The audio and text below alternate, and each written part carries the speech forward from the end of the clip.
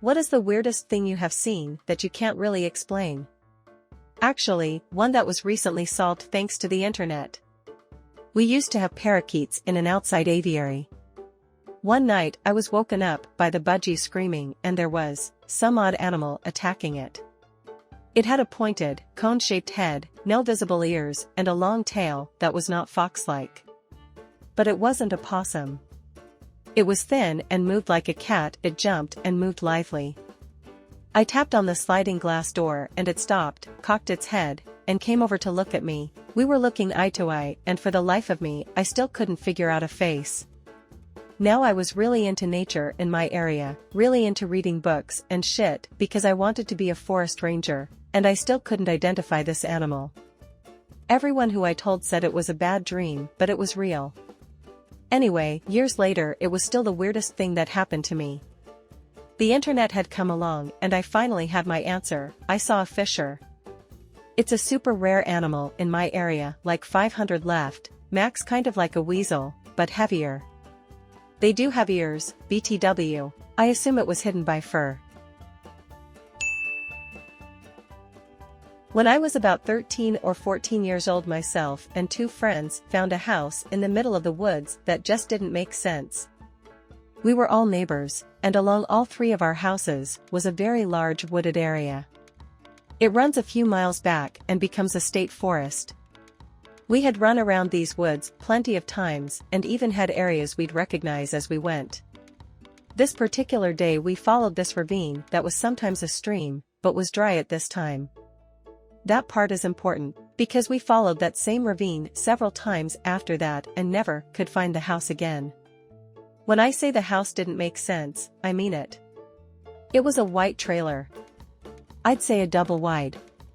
There was white underpinning along the bottom. It was a poor country area, so that's not uncommon. But it was unusually clean. Like, brand new, perfectly white. But that's still not the weird part. It didn't have doors. Or windows. Or a driveway. We were in the middle of the woods. The entire walk through the woods is full of bushes, thorns, spiderwebs, bugs, vines, logs. Wood stuff. But this was a clearing of flat grass, like someone mowed this area. We weren't afraid or anything while we were there. There really wasn't anything remarkable about it, and that's honestly what makes it so weird to think about to this day. We just walked around it for a bit, said it was kinda weird, and we went back on our adventure. Eventually, we all just went home. I'm still friends with both of the other kids. We're in our 30s, and I'm even going to a wedding for one of them this weekend.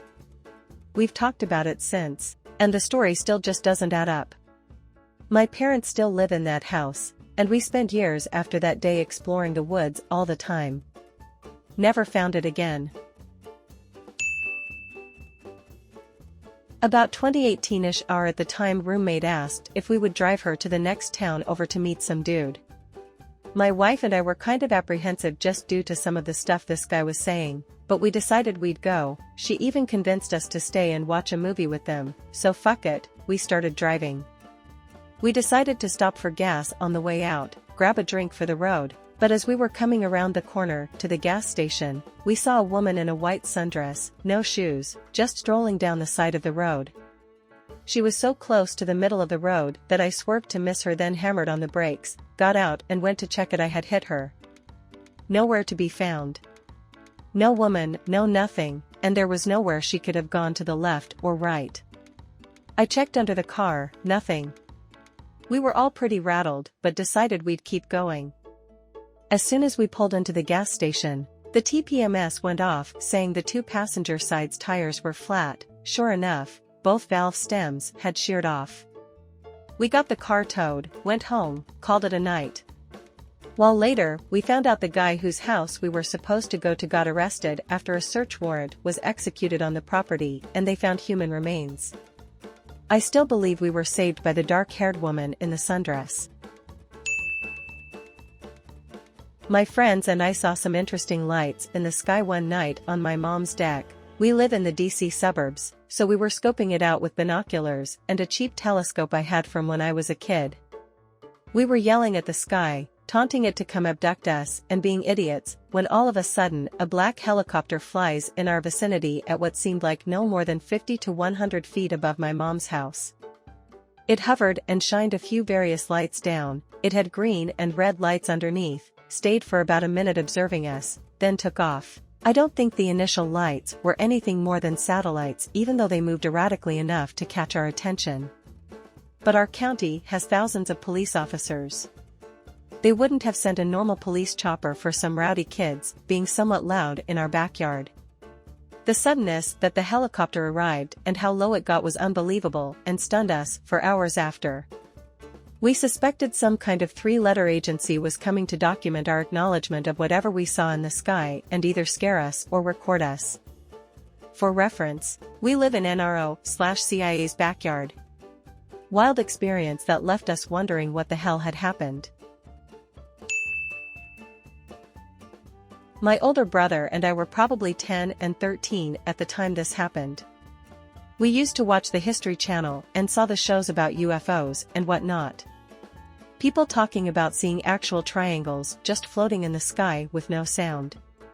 My brother and I watched them just to poke fun at the witnesses because we thought it was so far-fetched and ridiculous. One night, just after sundown, we were outside feeding our dogs. My brother looks up and notices something in the sky. I look up with him and I'll be damned, a hovering triangular object, making no noise, was hovering over our heads. What made it so eerie was that it was hovering not much higher than the tree tops, but still, no noise. My brother shined the flashlight at it, which scared me even more, lol. We instantly ran inside and told our parents, but of course they're not going to believe the kids, and honestly, I don't blame them. Ever since that night, I've always looked up in the sky, hoping to see something like it again, but I have yet to. I'll never forget it. Once while riding with friends to a disc golf course in the middle of Missouri, we witnessed something I haven't been able to explain. We were going northbound approaching an interstate overpass that we were going to drive under, when alongside we noticed a man out of control on a bicycle picking up speed, slight downhill, on the shoulder across from us. It was clear that he had no brakes, and at this point his legs were kinda kicked up into the air just out of control. He was nearing the exit ramp to the interstate we were approaching, and I was concerned that without brakes, an exiting car would hit him. But he got through unscathed. Eventually, we passed him and passed under the interstate to stop at a red light.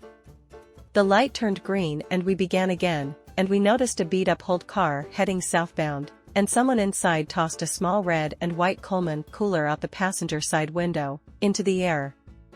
The cooler landing in the ditch next to the road, which was right in front of a Waffle House. The beat-up car continued down the road passing us by. Just then, the man on the bike with no brakes arrived at the ditch, tosses his bike aside, grabs the cooler and heads into the Waffle House. We just continued northbound to disc golf. I still have no idea what we witnessed.